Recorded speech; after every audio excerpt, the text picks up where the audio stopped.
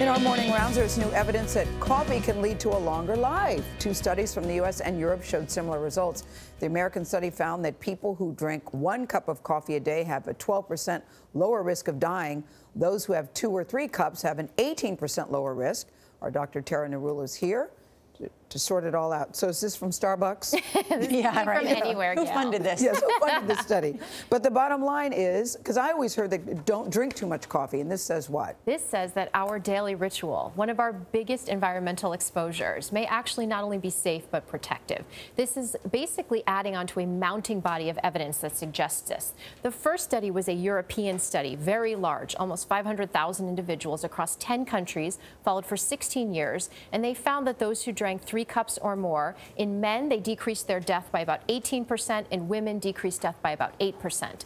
The second study took place in America, looked at different ethnic and racial backgrounds, Japanese Americans, Latino Americans, African Americans, whites, and they also found a decrease in mortality. So for those that drank 1 to 3 cups, as you mentioned, a decreased risk of dying from 12 to 18%. And this was decreased dying from heart disease, cancers, respiratory disease, kidney disease, strokes, across the board. Decaffeinated, does it matter? So that's what was interesting about this. I think we all think it's the caffeine, but in fact they found similar effects for both caffeinated and decaffeinated, which tells us that there's something else going on. We know that coffee has about 1,000 biologically active compounds in it. Things like antioxidants or polyphenols, vitamins like B3, magnesium and minerals, anti-inflammatory compounds. Research previously has shown that coffee is associated with a decreased risk of things like Parkinson's disease, liver and uterine cancer, type 2 diabetes. And in fact, when they looked at the blood of the individuals in the European study, they found improved markers, improved blood sugar, improved HDL or good cholesterol, improved liver function, and lower inflammatory markers. So my question would be, is any way, without even drinking coffee, you could take these things that add all these benefits and get them some other way? Well, that's possible, Charlie. But I think, you know, we're talking Just about coffee. Yeah, we're talking about the bean. We're talking about the seed of the plant. And so certainly if you were to prepare it in a different way, if you're talking about the compounds that are within, you could. I just think this is such a healthy thing to do. Yeah. We should encourage everybody to do it, whether you like coffee or not. Certainly. I mean, you know, I think it's important always with this research, and we talked about this, to point out limitations of the study. Okay, so yes, we're seeing this mounting body of evidence, but these are observational studies. They don't prove cause and effect. They were self-reported, so people had to fill out a questionnaire saying how much they drank. That can lead to errors.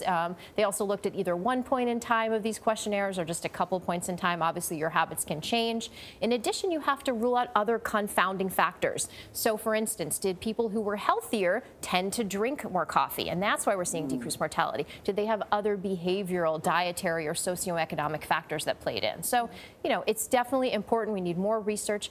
The researchers are quick to point out we're not saying go out and start drink coffee to drink coffee, but certainly a moderate coffee consumption, about 3 to 5 cups per day, 400 milligrams of caffeine, can be part of a healthy lifestyle. So don't feel bad for drinking your coffee. Yeah. What do you think, Gayle? Do you think you may take it up? You just don't like drink coffee at all? I think it stains your teeth. I don't think that's why they have white strips. Yeah. Yeah.